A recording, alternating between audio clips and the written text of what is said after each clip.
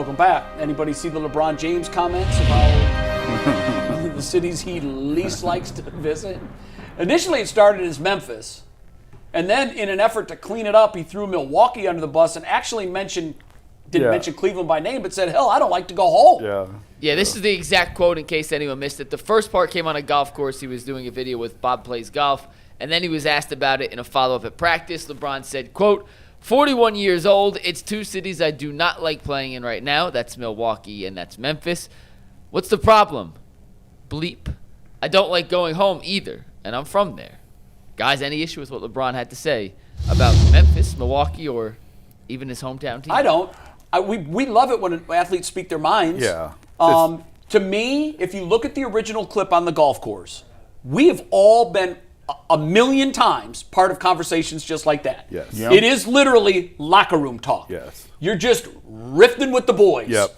And while he was riffing, he was speaking truth, having no idea that this was going to get out and be as big as it was, but you're LeBron James. Yeah.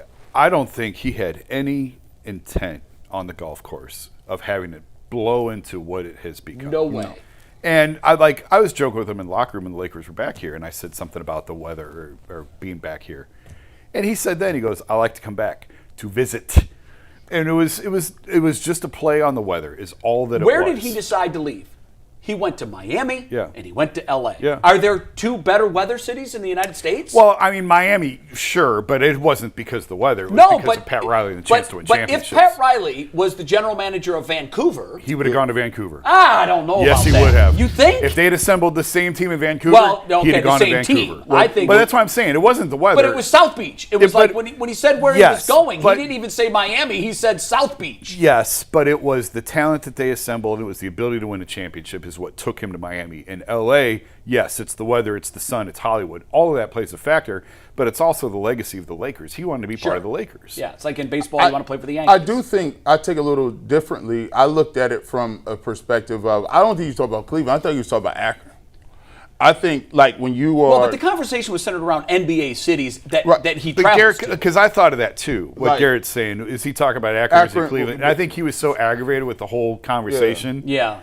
It's because, look, I think his wife has said that she's not a Cleveland person, like in terms of the weather in LA. I think Savannah's very happy in LA. So, like, if you talk From about a weather standpoint, where you want to live, it's snowing and it's April 5th or 6th. But I do understand too, like people, like I understand what Memphis people are talking about though, because people are going to be very defensive about their teams, especially when you talk about taking teams away and doing different things like that.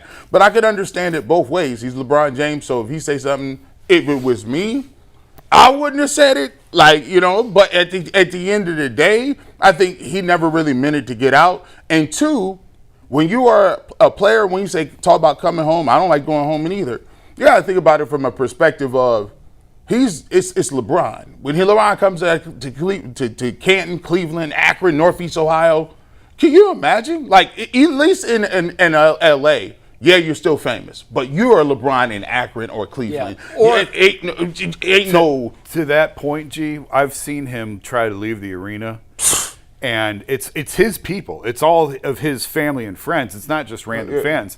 There's 150 people in there that he's got to navigate through, that he's got to say hello to and at all times, just to get to the bus. At all times. So, and I remember when he first left, and I was trying to get him for a story. He's like, man, you know how many people I got waiting for me out there? Like, you're going to have to come to LA if we're going to do this. I don't have 15 minutes right now to go through all this. So there is some of that to what he's saying. The only thing, and you can speak to this, with the way that the black community sort of lashed out at him over it, I'm sitting there going, man, he's on a golf course playing golf. He's not thinking about the civil rights movement of what the history of what Memphis means. No. He's talking about strictly in NBA terms.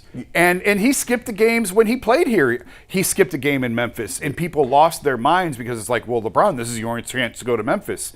And all these people paid all this money. I remember it became a huge story the one year he skipped the Memphis game. But I don't think that he ever intended it to become what it became over the weekend with some of the takes that people had. I'm like, said in his cleanup shot, he was basically saying, you guys need to get a life. Like this is what we're talking about. He was just on a golf course talking about NBA cities. It had nothing to do with the history of these. He's at that point. He's at that pinnacle where, whatever you say.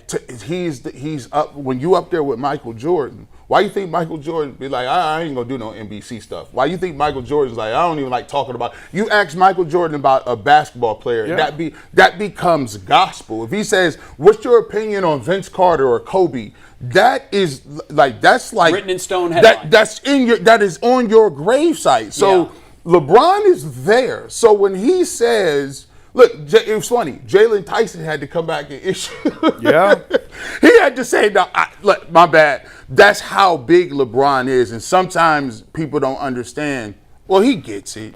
But he's in a fishbowl. Like, he can't say certain things. He owns teams. By the way, Memphis is like the 52nd market. Like, it is I believe, it's the smallest market in the NBA. They are lucky they have a team. Yeah. Is New Orleans smaller? I believe New Orleans is bigger. Because after Katrina, New Orleans lost 40% of their population. But by TV markets, I think New Orleans and OKC are bigger than Memphis. Oh, that's I could be wrong. Jay, you know how this goes. I've seen players get caught up in this a million times.